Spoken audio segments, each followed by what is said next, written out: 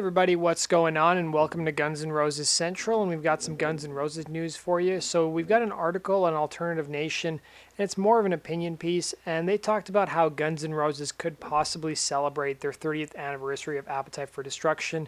As you guys know, Appetite for Destruction is going to turn 30 on July 21st of this year.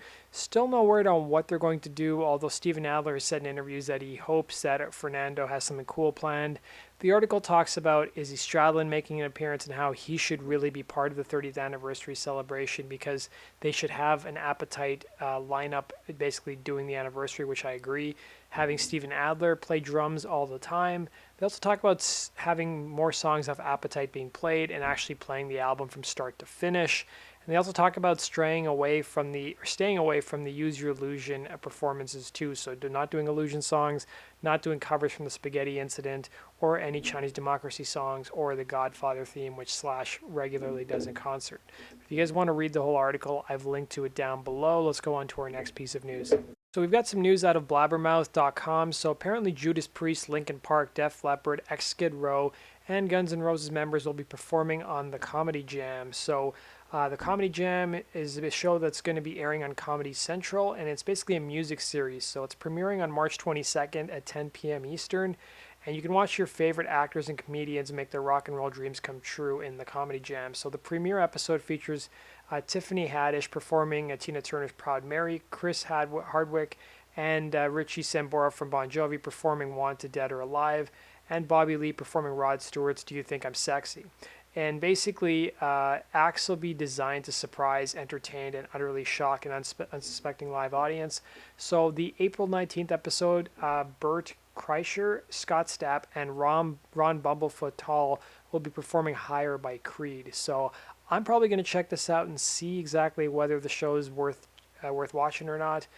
They did manage to get a couple big name stars, but it kind of reminds me of that show that was on, I think it was Spike TV, basically where it's like lip sync battle. I guess they're doing it now for rock stars. So let me know what your guys' thoughts are. Are you actually going to watch the show? Comment down below and let me know. Let's go on to our next piece of news. So we've got an interview with Quiet Riot's guitarist Alex Grossi, and he recently discussed Guns N' Roses in an interview with Alternative Nation about his Hollywood Scars project. So he said, Hollywood is a big city, it's a big small town, and if you have good work ethic, you will get called. He said, when I played with Kevin's solo band, they did a little tour with Steven Adler from Guns N' Roses, and I was hired to play guitar for both acts. I showed up on time every night and played the songs extremely well. When you do that kind of thing, you get a good reputation. He said after some time, Kevin passed away. Steven and I formed Adler's Appetite, where we would play all of the Appetite Destruction top to bottom. We have been working together for 14 years and counting. I also did a little project with Dizzy Reed called Hookers and Blow, and a band with Gilby Clarke called Hotel Diablo. I even auditioned for them in 2006. I was supposed to take Bumblefoot's spot, but they ended up hiring Bumblefoot. You should hear Bumblefoot play guitar when you have a chance. He's a monster. So as you guys remember, Bumblefoot was originally hired back in Guns N' Roses, and they made his debut in 2006. So this is kind of news to me. I didn't know that Alex Grossi was considered to actually be a possible guitarist in Guns N' Roses. He also was asked what bands you say are your biggest influences in your sound, and he also identified Guns N' Roses as well. So he talked about Dizzy Reed. He said, I'm a sucker for a good ballad, so our first single is a song called Till Death, and we actually have Dizzy Reed from GNR playing piano on it in a similar way to how he did on November Rain. We go from heavy to soft and have really catchy, simple beats. I think it's fun, easy listen. All 5 songs are short, no Dream Theater type prog stuff, just meat and potatoes. I'm actually kind of surprised to hear that. I didn't know Dizzy Reed played on November Rain. I'm pretty sure he didn't, or if he did, he may have just played the synths.